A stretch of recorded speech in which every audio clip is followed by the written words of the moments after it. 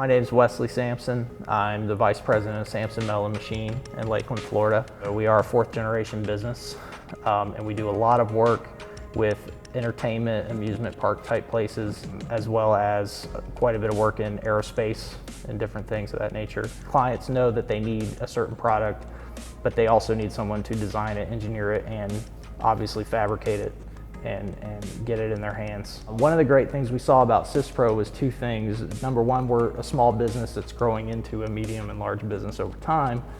We like the fact that we could tell that we could grow into this system versus outgrowing it eventually. It's not just about, hey, we've got this software that you can use to do this. They're saying, we've got this software for you to use to do this. And by the way, this is what's happening in the industry, and we're getting ahead of it now. So by the time you get to this point, you're going to be ahead of the game because you've got our system and you've got our product.